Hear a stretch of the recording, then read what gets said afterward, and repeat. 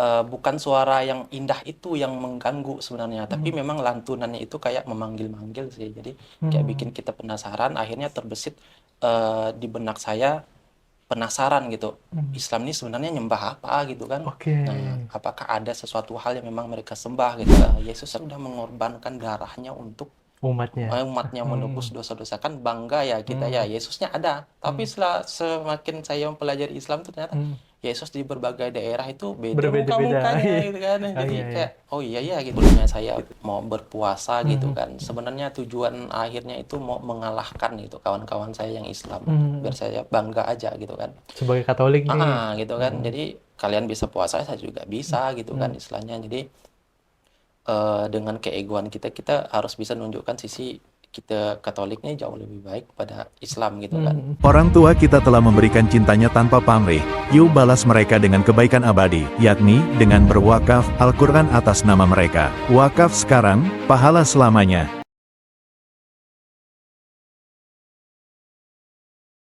Assalamualaikum warahmatullahi wabarakatuh. Alhamdulillah, hari ini hari Minggu, alhamdulillah, kami sedang berada di kota Pontianak, di kota Katulistiwa ini, untuk mewawancarai langsung mualaf-mualaf yang berada di Kalimantan Barat. Nah, alhamdulillah, khususnya di Kalimantan Barat, itu kita biasanya banyak mualaf itu berasal dari suku Dayak. Nah, spesial hari ini kita juga ada salah satu narasumber kita orang Dayak asli. Langsung saja kita sapa. Assalamualaikum Bang Bonang. Waalaikumsalam warahmatullahi wabarakatuh. Masya Allah. Bang Bonang asli Dayak apa ini Bang? Dayak Mali. Dayak? Mali. Dayak Mali. Hmm. Nah, Bang mungkin boleh diceritakan nih Bang. Sebelumnya nama dan asal daerahnya dari mana? Salam kenal semua.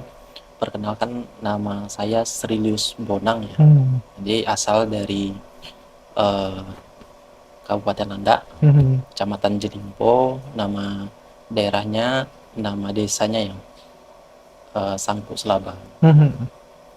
Nah, sebelumnya apa sih Bang yang membuat Abang tuh tertarik dengan agama Islam? Karena belajar ya. Hmm. Nah, jadi pada saat itu saya memang hobinya belajar ya. Jadi Hmm. setiap ada hal-hal baru itu memang selalu kayak di zaman-zaman dulu kan memang tidak secanggih zaman sekarang ya gitu, Betul yang betul. kita dikasih kemudahan untuk belajar gitu. Dulu ada kayak buku atau istilahnya di perpustakaan gitu. Jadi ada hal yang menarik di dalam Islam sih. Islam Hmm. itu secara umum itu mengajarkan hal-hal yang memang kita perlukan gitu. Yang sebelumnya memang mungkin Islam ini tanda kutip jadi hal yang menakutkan ya sebelumnya Oke. kayak gitu. Nah, itu hal apa yang menurut Abang menarik ketika baca buku gitu? Islam itu mengajarkan kita untuk menyembah Allah yang satu gitu. Hmm. Jadi menurut saya Islam itu sangat menarik gitu ya, Hmm. karena sebelum-sebelumnya kan sebelum saya memutuskan untuk masuk uh, menjadi bagian dari umat Rasulullah, Hmm. jadi saya sebelumnya belajar banyak gitu Oke. agama-agama yang lain kayak Oh, gitu. berarti udah belajar agama yang lain juga gitu ya? Nah, Bang, eh, kan tadi Abang bilang Islam ini agama yang menarik gitu ya, waktu Abang belajar gitu. Nah, dalam proses belajar itu, apa yang membuat Abang semakin yakin dengan agama Islam? Kan nanti Tuhannya satu ya. Kalau sebelumnya Abang agama Katolik. Katolik. Nah, apa yang Abang rasakan perbedaannya waktu itu? Perbedaannya kalau uh, setelah menjadi Islam kita lebih utuh ya, Hmm. itu dalam artian kita kalau mau berdoa dimanapun gitu, Hmm. jadi tidak terbatas oleh ruang dan waktu gitu kan. Jadi Oke. kecuali kayak di toilet kan Hmm. tidak disarankan juga, jadi kita Hmm. memang bisa langsung connectnya langsung ke Allah gitu. Oke. Kalau sebelumnya yang Abang rasakan gimana? Sebelumnya mungkin karena memang agama bawaan ya gitu, Hmm. jadi kita tidak dikasih kesempatan untuk memilih karena kita Hmm. lahir di golongan Nasrani gitu kan, jadi kita Hmm. ikut gitu, dan ternyata memang mungkin takdir kita tidak di Nasraninya gitu. Oke, Masya Allah. Nah, menarik nih Bang. Yang waktu Abang memutuskan masuk Islam tuh berarti bukan karena menikah ya? Bukan. Bukan, memang karena keyakinan sendiri gitu ya? Iya. Nah, mungkin ada teman atau siapa yang membuat Abang yakin atau postingan apa gitu? Enggak sih. Hmm.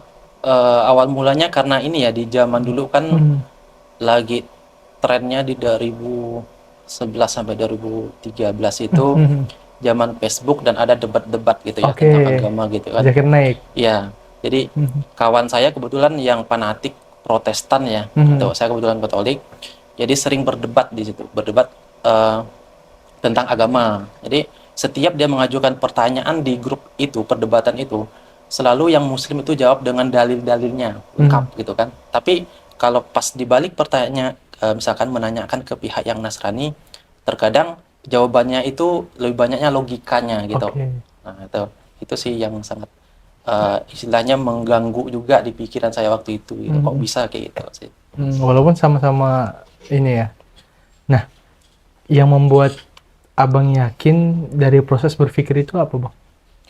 Awal mulanya itu dimulai dari suara azan ya. Oke. Nah, jadi saat itu kan saya masih kerja sambil kuliah ya. Mhm. Eh, Pada saat itu mau istilahnya menyusun tugas akhir lah. Jadi saya memutuskan untuk bisa fokus dan saya berhenti dari pekerjaan. Saat saya berhenti itu setiap sore sama pokoknya setiap menjelang azan lah. Oh, itu asar segala macam kan saya ada aktivitas. Jadi yang sebelumnya kan saya sangat mencintai musik ya, makanya Oke. di apa Facebook saya di sosial media saya selalu membuat musik itu adalah bagian dari hidup saya gitu kan. Jadi eh, saat itu kan saya suka musik yang kayak metal segala macam gitu kan. Jadi memang benar-benar yang Pecinta underground gitu musik kan, banget cinta ya. musik banget gitu kan. Hmm. Tapi di saat itu pas ada suara azan itu jadi kayak menarik aja di hari itu gitu. Yang membuat saya tuh jadi kayak penasaran nih, kenapa gitu kan? Apakah karena memang lantunan suara orang yang mengazankan itu bagus atau karena apa? Jadi saya memutuskan untuk pada saat mendengar suara azan, jadi saya memutuskan pakai motor sampai ke Imbon sana kan. Oke. Jadi mutar-mutar gitu. Kan beda-beda suaranya ya. Nah, ternyata bukan suara yang indah itu yang mengganggu sebenarnya, tapi memang lantunannya itu kayak memanggil-manggil sih. Jadi kayak bikin kita penasaran, akhirnya terbesit di benak saya penasaran gitu. Islam ini sebenarnya nyembah apa gitu kan. Oke. Nah, apakah ada sesuatu hal yang memang mereka sembah gitu kan. Saya perhatikan lagi pergerakan mereka saat selesai azan berkumandang gitu, mereka ngapain gitu. Saya perhatikan apakah ada patung di dalamnya gitu kan. Jadi kan penasarannya makin jadi nih gitu kan. Saya perhatikan cara mereka, istilahnya sendalnya disimpan di luar, terus mereka bersih-bersih tangan, membasuh lah istilahnya ya. Nah itu menurut saya tuh menarik ya. Gitu. Itu sih sangat sangat luar biasa sih menurut saya gitu. Oke, oke. Berarti waktu pas dengar suara azan tuh gimana perasaan abang gitu? Kayak tenang aja. Jadi setelah mendengar suara azan itu saya masih dengan ego saya dalam artian ini cuman mungkin di saat itu aja gitu. Karena saya ngerasa sepi aja kali mungkin kan gitu kan. Jadi saya coba untuk istilahnya kesampingkan suara azan tadi, saya dengar musik terus pakai headset gitu kan. Musik yang saya sukai dan ternyata itu malah bikin saya nggak fokus dan hilang arah lah istilahnya ya. Jadi nggak senikmat seperti sebelumnya gitu. Nah ternyata setelah saya lepas, ternyata yang memang membuat saya tenang itu surah azan sih. Itu memang sangat-sangat menarik. Jadi kayak penuh misteri aja sih. Kayak menarik kita untuk coba kamu harus cari tahu nih kenapa gitu. Jadi semakin penasaran sih gitu. Oke, itu yang membuat semakin penasaran abang. Nah, setelah dengar suara azan, terus kan pasti ego abang tersenggol sekali waktu Iya, itu kan. iya. Betul. Ini kayaknya menarik tapi ya aku kan udah punya agama nih gini. Nah, itu yang membuat abang semakin penasaran. Hal berikutnya yang abang lakukan apa tuh? Karena tadi saya kacau ya pikirannya ya. Jadi pada saat itu saya memutuskan untuk berpuasa ya. Nah, jadi berpuasa itu tanpa arahan sih. Jadi saya memutuskan untuk berpuasa 3 hari. Oke. Nah, jadi di Itu hari masih sorry saya potong. Itu masih Katolik. masih Katolik. Oke, oke. Nah, jadi saya suka sesuatu yang baru gitu kan. Nah, jadi saya coba untuk memutuskan berpuasa selama 3 hari planningnya yaitu planning saya. Jadi hari pertama itu saya istilahnya kayak orang Islam kan ada berbuka atau sahur gitu kan. Saya ndak ada. Jadi memang benar-benar ndak makan, ndak minum gitu kan. Terus saya ndak sengaja itu bikin status ya di Facebook ya waktu dulu ya. Jadi saya bikin kenapa ya pas mau mendengar suara azan nih saya tuh kayak terpanggil gitu, kayak penasaran gitu kan istilahnya kan. Jadi pas saya masuk kuliah gitu kan, ada ditegur sama salah satu dosen gitu kan, dia menyatakan mungkin itu hidayah, dia bilang kayak gitu kan. Saya lihat status kamu di Facebook gitu kan, hidayah itu apa? Dia bilang gitu kan. Nah, jadi kayak petunjuk kata dia. Tapi menariknya itu yang bersangkutan tuh enggak kayak yang menyodor-nyodorkan Islam begini-begini gitu. Itu uniknya sih. Jadi kayak biarkan saya sendiri yang mencari kayak gitu. Itu sih. Kalau seandainya nih Bang, waktu itu teman abang ya yang ngasih tahu ini nih Islam gitu ya. Itu dosen. Dosen. Nah, kalau seandainya waktu itu dosen abang bilang, ayo kita masuk Islam, mungkin mau nggak abang masuk Islam? Mungkin enggak ya. Mungkin enggak. Oke. Iya. Mungkin karena dosen itu mengajak abang berpikir dan ngasih abang kebebasan. Ya, cobalah dicari tahu dulu. Itu membuat abang justru makin penasaran. Iya, penasaran. Karena kan istilahnya kebetulan teman-teman saya juga banyak yang Muslim ya gitu. Yang karena memang di kampus itu berbeda-beda ya. Ada yang Dayak, kebanyakan itu Chinese ya gitu kan.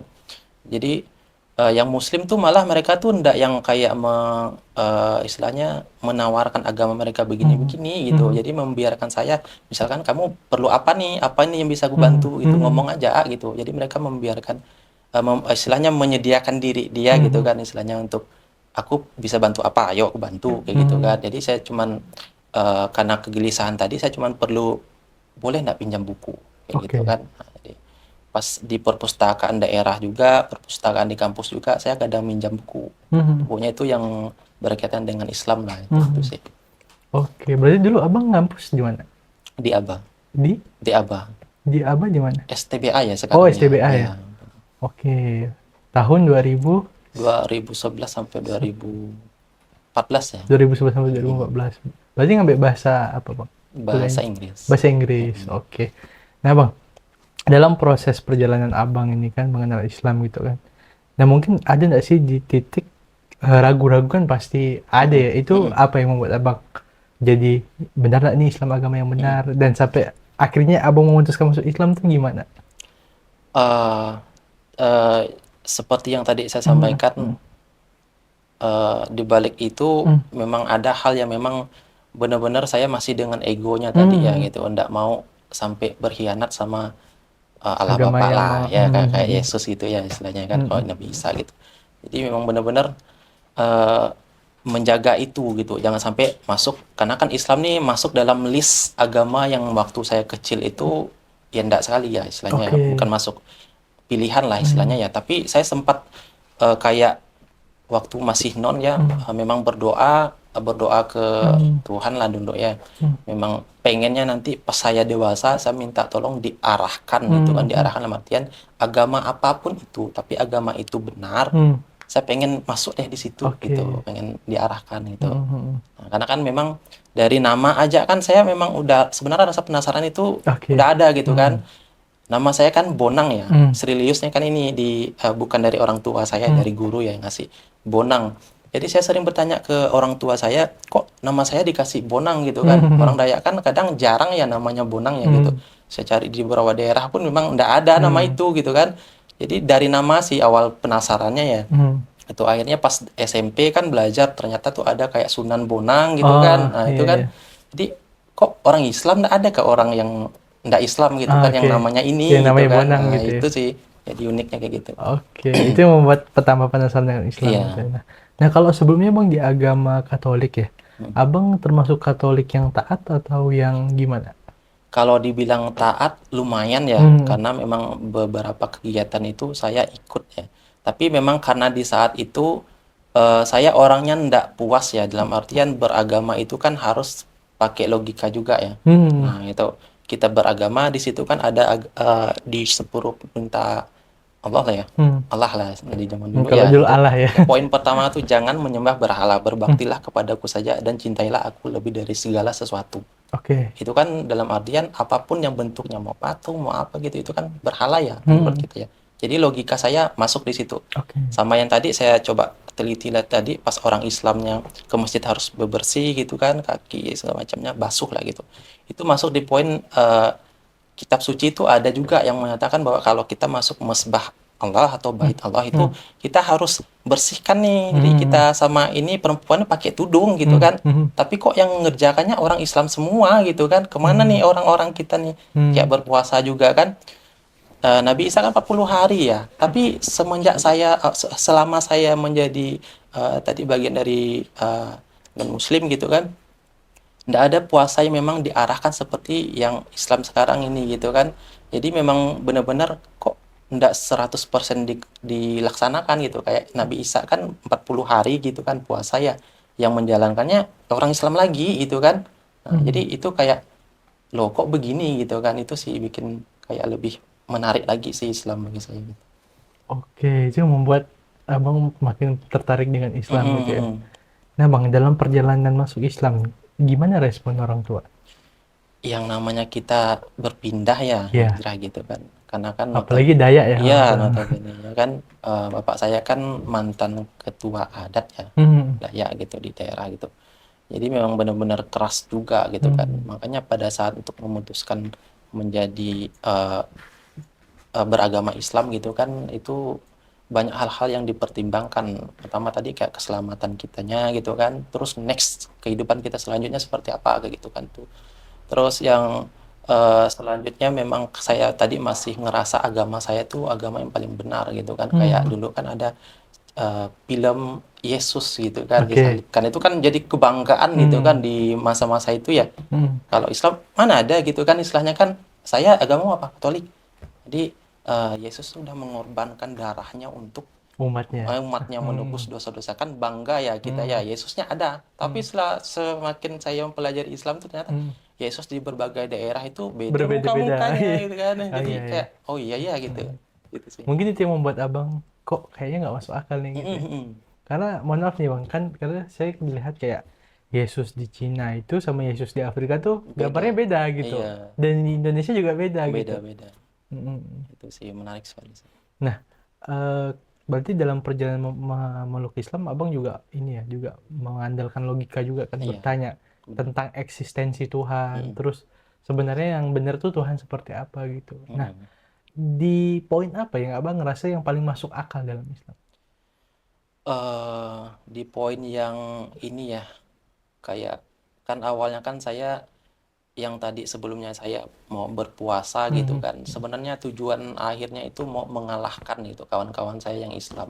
Biar Mhm. saya bangga aja gitu kan. Sebagai Katolik nih. Gitu kan. Mhm. Jadi kalian bisa puasa saya juga bisa gitu kan Mhm. istilahnya. Jadi dengan keegoan kita kita harus bisa nunjukkan sisi kita Katoliknya jauh lebih baik pada Islam gitu kan. Mhm. Jadi memang benar-benar mau berpuasa juga seperti orang Islam gitu kan, tapi tanpa arahan lah istilahnya ya. Mhm. Jadi yang bikin saya semakin kuat itu ternyata segala sesuatunya yang kayak di kitab suci atau Alkitab itu kan Mhm. saya baca-baca juga ya gitu. Dan memang ada revisi-revisi gitu ya, Mhm. revisi-revisi segala sesuatu yang direvisi itu kan berarti buatan manusia ya gitu. Mhm. Nah, di Al-Qur'an itu memang benar-benar nggak ada gitu kan, nggak Oke, ada satupun manusia yang bisa merevisi. merevisi gitu sih. Jadi yang bikin menarik itu, yang bikin saya memutuskan untuk oke Islam gitu. Itu sebelum saya memutuskan untuk syahadat itu ada kejadian juga itu. Pada saat dulu kan ada yang namanya mantan pendeta masuk Islam. Sekarang Mhm. udah rahimahullah lah beberapa bulan, minggu yang lalu, bulan lalu Mhm. ya.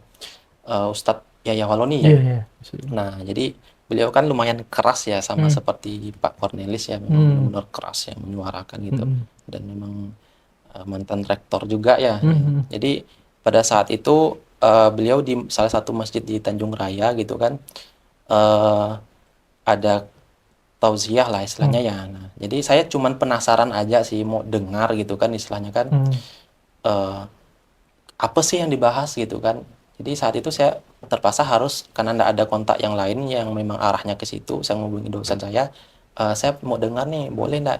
Boleh. Akhirnya diikut sertakan di situ, tapi saya tidak masuk, saya di luar aja ngedengar Mhm. gitu kan. Jadi yang saya takutkan saya diislamkan saat itu gitu. Saya Oke. memang kondisinya tidak siap gitu kan.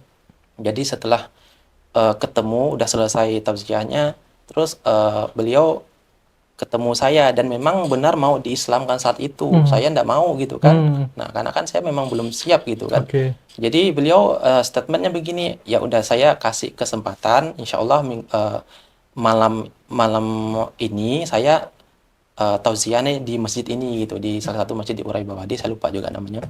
Itu saya tunggu kedatangan kamu. Insya Allah kamu akan dikasih petunjuk sama Allah malam ini. Saya tadi ya ndak percaya lah kan, kamu siapa gitu kan, istilahnya kan bisa nyampaikan hal kayak gitu kan. Dan ternyata benar gitu kan. Jadi setelah malamnya itu saya bermimpi itu. Kalau dulu kan saya ndak percaya dengan mimpi ya, tapi mimpi ini lumayan istilahnya mengganggu pikiran juga ya. Oke. Di mimpi itu kayak saya tuh lihat cahaya terang benderang gitu kan, memang kayak sejuk aja ngeliat. Pas cahaya itu saya peluk gitu kan, saya buka itu Al-Quran di situ. Oh, Nah itu yang bikin saya takjub gitu kan. Di samping tadi kekacauan saya, ternyata di situ masih terselip Al-Quran gitu kan istilahnya. Terus kejadian-kejadian setelahnya itu kayak saya sebelum memutuskan ini saya sering dihantui mimpi. Kalau dulu kan Tuhan Yesus gitu kan, kayak tertimpa ya orang bilangnya, tertimpa gitu. Kalau pas mau tidur tapi susah gerak gitu ya. Nah, ketindih ya, ketindihan. Nah, ketindihan itu. Jadi selalu Tuhan Yesus gitu kan. Tapi anehnya di hari itu saya Allahu Akbar gitu kan Ya istilahnya kan. Jadi Masya memang kok kayak gini gitu kan istilahnya. Jadi saat mau memutuskan untuk ke masjid tersebut malam itu, saya juga masih berdoa secara Nasrani, minta tolong kalau memang takdir saya ndak di Islam, tolong bantu saya biar saya ndak berkhianat sama Yesus gitu kan istilahnya, sama Allah Bapa. Kasihlah halangan pas saya mau pergi ke sana. Nah, baik saya kecelakaan kah atau apa gitu kan, biar saya ndak jadi ke sana gitu. Tapi setelah malamnya gitu ternyata lancar-lancar aja gitu kan, sepergi gitu kan. Jadi istilahnya petunjuk nih kayaknya. ya petunjuk gitu kan. Saya datang di sana. Jadi karena udah ngerasa yakin tadi ya, alhamdulillah respon kawan-kawan di sana juga sangat luar biasa. Yang bikin saya tersentuh itu satu kesatuan sih umat muslim nih ya, dari berbagai macam kalangan gitu. Memang benar-benar support dan menyambut hangat sih keberadaan saya saat itu sih. Oke, Masya Allah. Berarti pas malam itu juga syahadat. Sahadat. Masya Allah. Pas siangnya itu ketemu Ustadz Yahya Hollo nih berarti. Iya, Siangnya ketemu di masjid di daerah Tanjung Raya. Tanjung Raya. Malamnya ketemu di masjid di daerah Urai Bawadi. Urai Bawadi. Langsung syahadat malam itu. Sahadat. Masya Allah. Itu perasaannya gimana Bang ketika syahadat? Perasaannya campur aduk ya. Bahagianya tadi, visi misinya tadi, apa yang kamu pelajari selama ini udah sesuai, kamu udah masuk nih gitu. Nah, yang bikin terganggu tadi kan otomatis kan secara circle pertemanan kan berkurang ya, istilahnya ya, kawan-kawan dan non itu kan jadi kan istilahnya Wah dia udah masuk Islam iya nih gitu kan, isunya gitu kan. Itu yang memang benar saya jaga. Saya takut juga dari keluarga gitu kan. Oh keluarga belum tahu berarti? Belum tahu. Nah uniknya ini pas saya masuk itu kan udah lumayan heboh ya di kampus ya gitu kan. Kawan saya kebetulan di ASMI-nya kedengaran itu, yakin kamu masuk Islam gak kamu? Saya tadi karena masih takut ya, jadi saya selalu bohong sih. Itu jangan ditiru sih kayak bohong gitu ya. Tapi memang benar-benar saya pernah bertanya juga ke salah satu teman dan ustadz gitu kan, boleh nggak sih di kondisi kayak gini kita begini-begini gitu kan, istilahnya tidak mengungkapkan kebenaran. Boleh kalau misalkan kadarulahnya lebih besar gitu kan, ya nggak masalah, tapi saran saya jangan terlalu lama, bilang gitu kan. Nah tapi karena tadi ketakutan saya tadi dengan pihak keluarga, apalagi respon abang saya yang kedua itu kan lumayan keras ya gitu. Jadi dia sempat mendengar juga isu itu dan mengancam ke saya, kalau sempat kamu masuk Islam nih, saya bunuh kamu. Nah itu yang bikin saya takut secara manusia ya, takut juga gitu. Jadi saya memutuskan untuk berbohong lagi itu. Jadi saya menyatakan istilahnya saya ndak masuk Islam kok, saya cuma belajar aja. Saya kan jurusan bahasa, jadi berbagai macam bahasa tuh saya pelajari kayak gitu kan. Oke, yang penting kamu ndak masuk Islam. Padahal Jadi, itu posisinya udah masuk Islam. udah masuk Islam. Jadi gimana posisinya pada saat mau pulang kampung segala macam gitu kan. Saya bertanya lagi, boleh nggak sih kalau kita sholat tapi kita posisinya ndak seperti tuntunannya gitu kan istilahnya, prosedurnya gitu ya, kayak ruku semacam. Kalau posisinya mendesak ya enggak apa-apa, sholat itu dipermudah gitu kan. Kamu di kendaraan bisa sholat, kamu di rumah di posisinya itu bisa sholat, sambil baring boleh enggak? Boleh gitu kan. Tapi ya anehnya tuh istilahnya uniknya nih, sampai 5 tahun itu saya sembunyi Islamnya. Jadi itu pada saat sembunyi itu sih kenikmatannya ya. Jadi iman tuh memang benar-benar masih tinggi-tingginya ya gitu. Walaupun dengan kayak tadi tuh terbatas ya pada saat pulang gitu. Saya harus pas waktu sholat saya harus pakai selimut gitu kan. Sholat itu memang benar-benar kayak orang sakit gitu kan. Tapi Supaya itu nggak ketahuan. iya nggak ketahuan nikmat. Pas saya pakai itu kan tiba-tiba kan ngintip tuh saudara-saudara gitu kan masih ragu tadi kan. Pas ada pergerakan gitu kan terasa ya pas itu kan. Jadi saya harus mutusin ya udah kayaknya saya kalau pas pulang itu saya harus baring terus lah sholatnya gitu. Karena saya masih belum siap nih gitu kan ketahuan gitu kan itu sih. Jadi sampai 5 tahun sih. Oke, sampai 5 tahun. Iya. Masya Allah. Tapi di posisi kapan waktu itu keluarga tiba-tiba tahu? Pada saat ketemu calon istri sih ya. Jadi kan karena kalau kita terlalu bersembunyi. Tapi konsep saya selama 5 tahun itu saya mau menampilkan sisi Islam tuh begini loh gitu. Oke, Jadi secara memang benar-benar kepribadian ya. iya kepribadian tuh kita ubah kayak tadi sebelumnya kan saya enggak pernah diajarkan kayak salim tangan gitu sama orang tua gitu. Jadi saya mulai terapkan itu. Sampai sekarang alhamdulillah adik-adik saya, saudara-saudara saya juga kayak gitu kan. Jadi itu kan enggak diajarkan sama sekali. Yang ada pun paling di sekolah-sekolah yang di perkotaan ya gitu ya. Kalau sekarang kan merata ya di sekolah-sekolah negeri ya, salim gitu kan. Nah, itu saya terapkan. Jadi orang tua tuh kayak aneh aja gitu kan, tapi lama-kelamaan kayak nerima aja. Jadi saya di waktu dulu kan istilahnya Islam itu sangat buruk sekali citranya ya, kayak teroris segala macam gitu kan. Jadi itu sih yang diantisipasi sama orang tua ya, jangan sampai masuk ke jajaran teroris gitu kan. Nah, jadi saya berusaha visi misi saya dakwahnya tadi kayak saya harus tampilkan sisi positif saya nih dengan orang tua kayak gimana responnya yang dulu agak cuek-cuek, terus orang tua mau ngomong kita harus dengarkan kayak gitu. Jadi setelah 5 tahun pas saya mau jujur itu orang tua tuh udah nggak asing lagi gitu. Toh pas kamu masuk Islam selama 5 tahun nggak ada masalah gitu kan. Nah itu sih. Karena belum dikomunikasikan waktu itu, jadi ada rasa ketakutan gitu. Iya, takut sekali. Apalagi bapak itu sebagai ketua Mantan adat ya. ketua adat. Oh, itu kan sangat, apalagi posisinya kan Iya. sangat ini ya, sangat Tekanannya di situ sih sebenarnya ya. Kalau misalkan bapak posisinya waktu itu masyarakat biasa sih kita mungkin nggak terlalu takut kan. Karena kan secara langsung kita bawa nama keluarga keluarga besar. juga itu sih.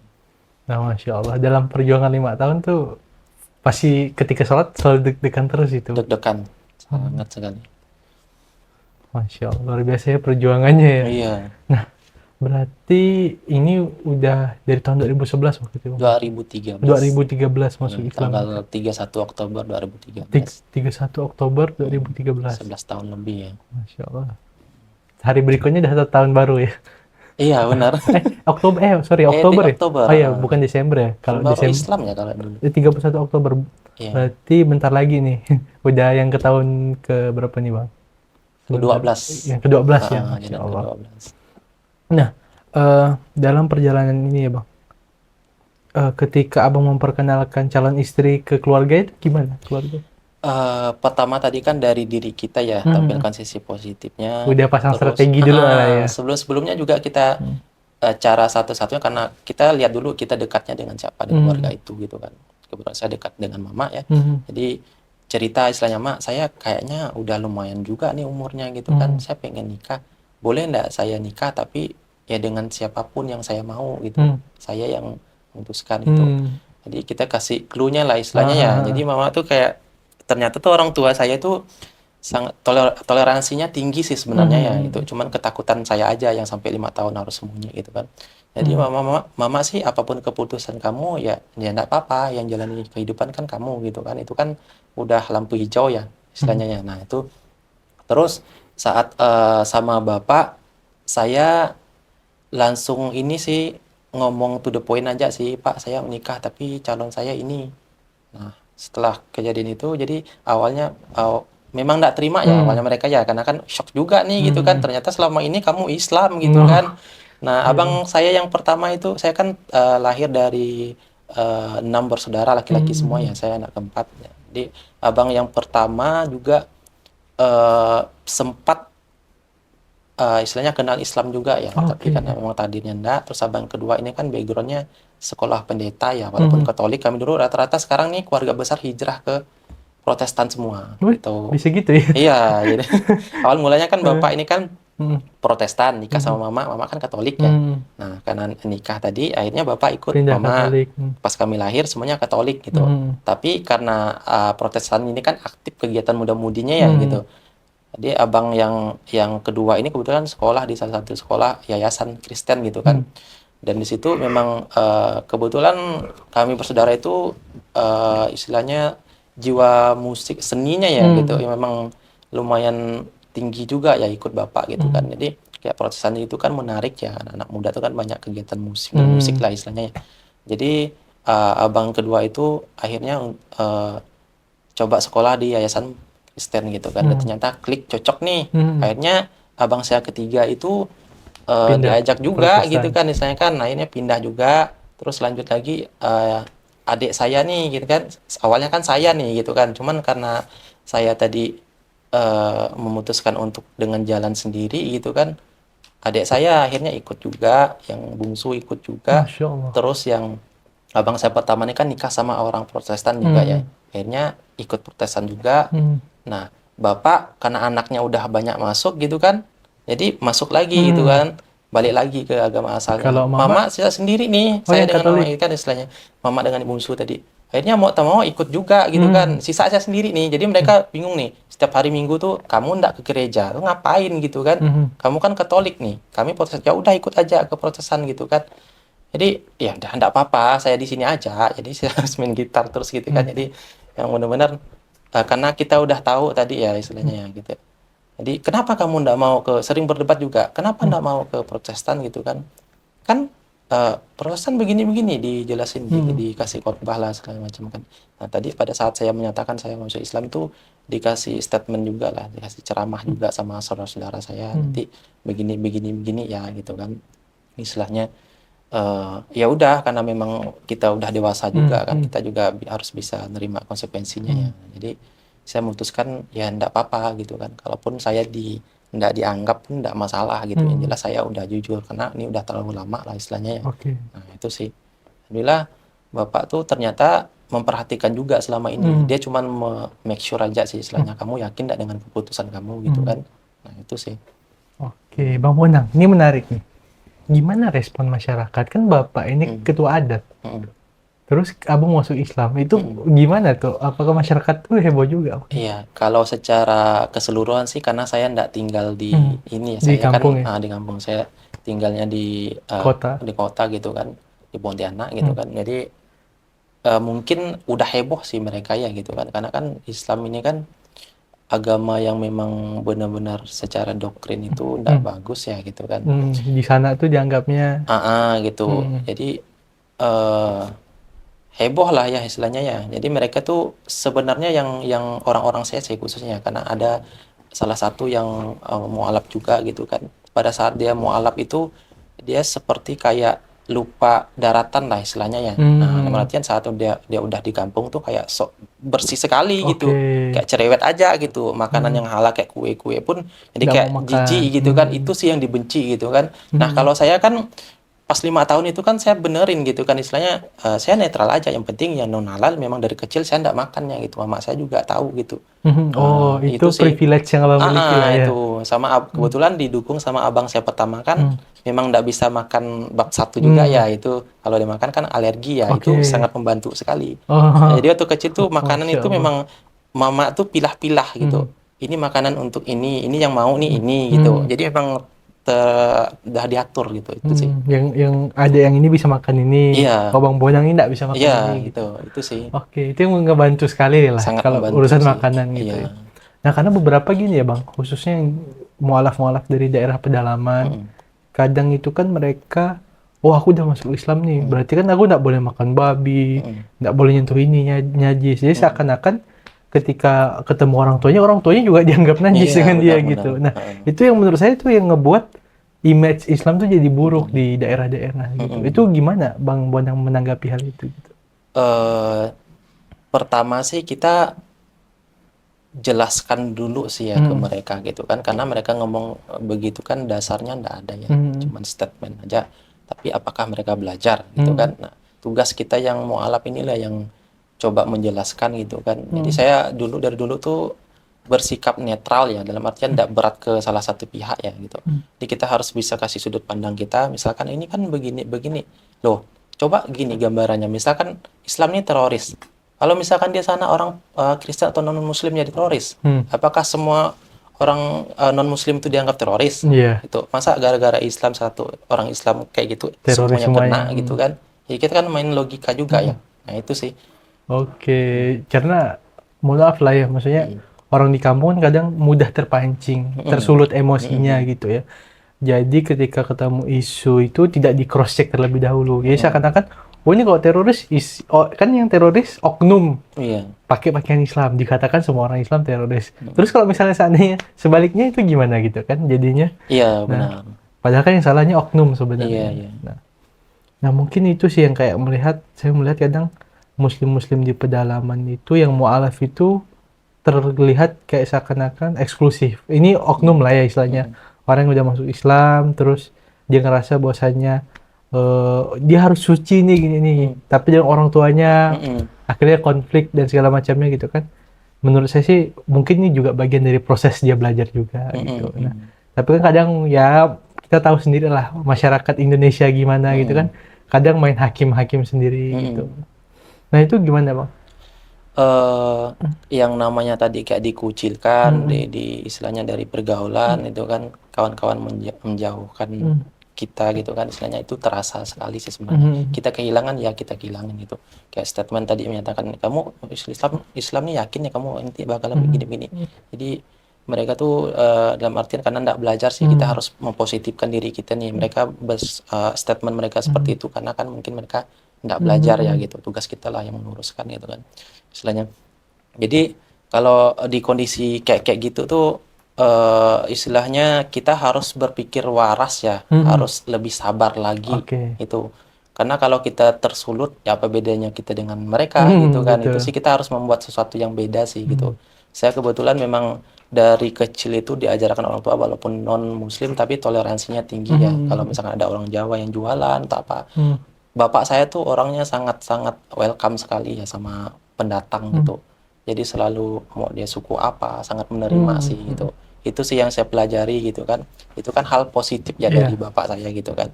Nah itu yang memang benar-benar jadi pembelajaran untuk saya. Walaupun secara tidak langsung selama waktu kecil itu kan bapak kan tidak ngajarin kamu harus begini enggak ya. Tapi dengan tindakan tadi kan anak kan pasti meniru orang tua ya.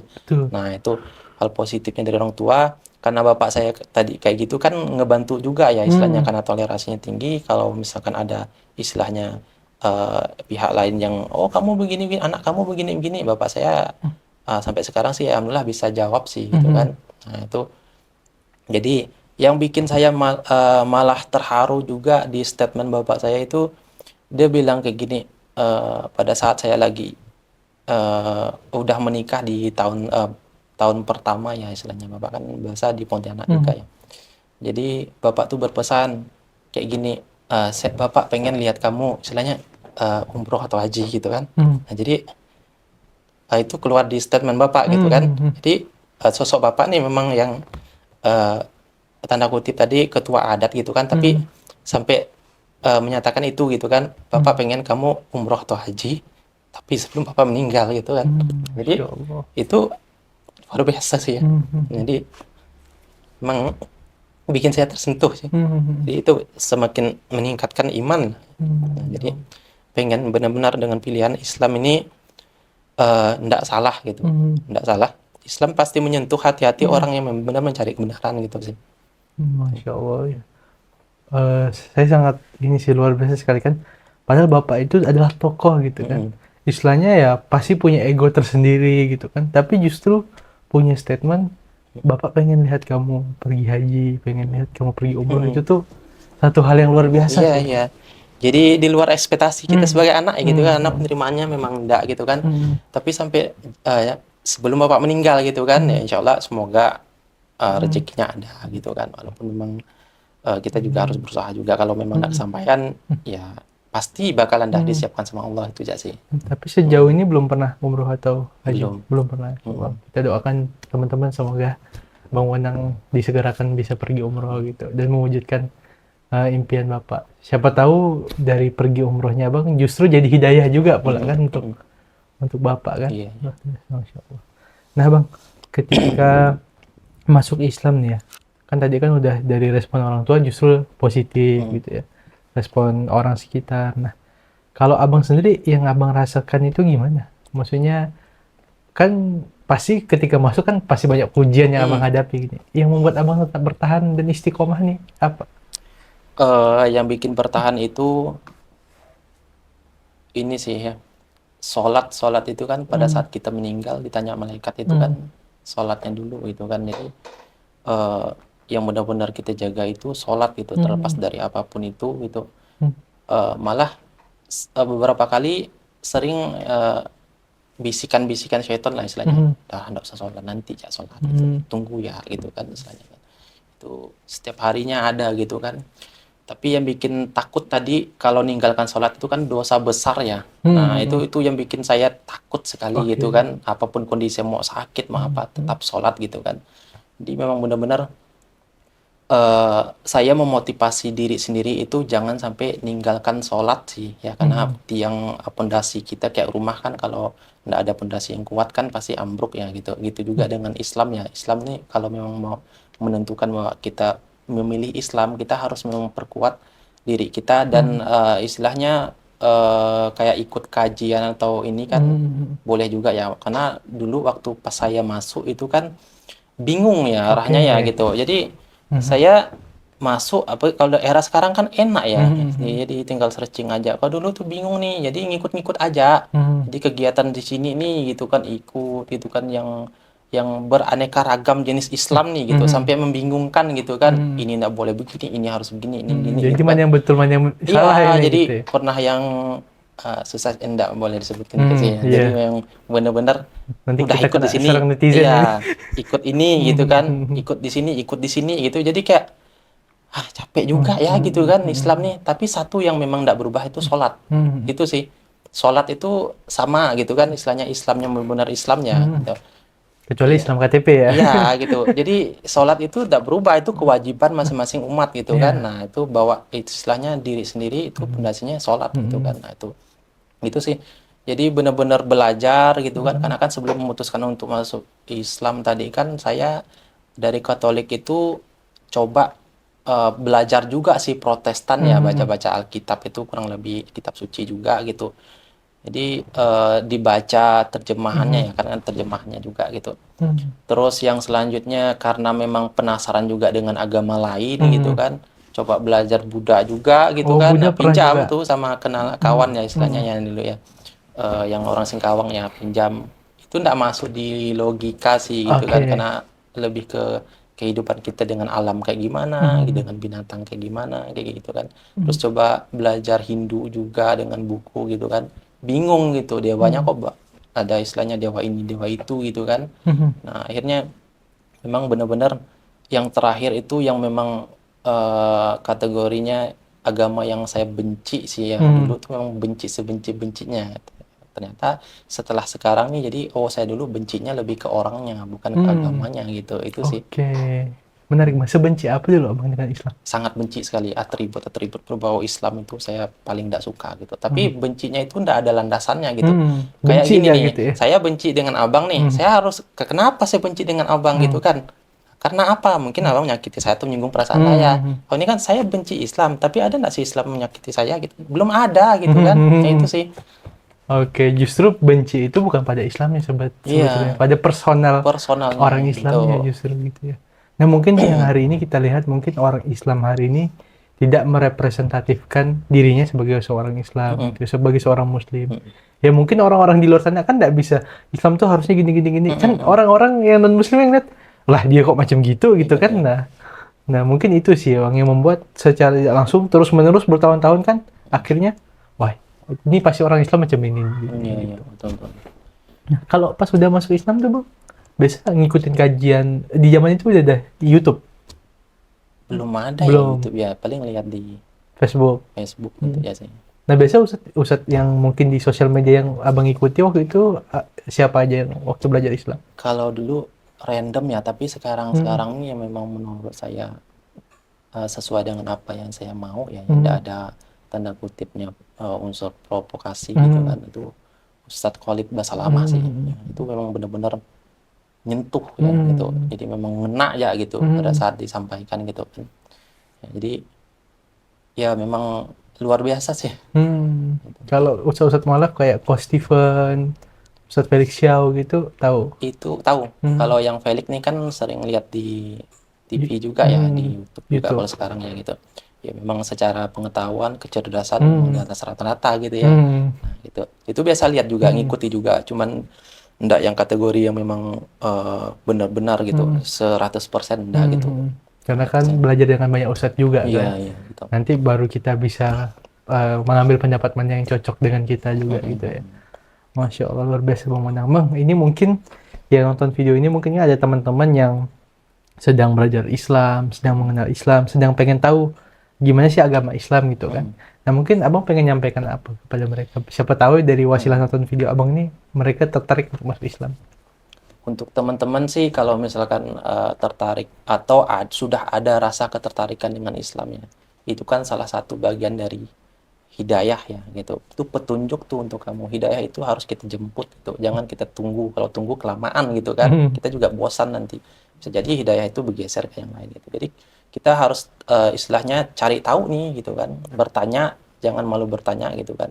Bertanya, kalau memang takut bertanya ke orang yang salah, tadi kita searching aja. Sekarang kan canggih ya. Nah, jadi kita cari sesuai dengan apa yang kita mau. Kayak Islamnya kan enak ya, tinggal kita ketik ini begini, keluar ayatnya gitu biasanya.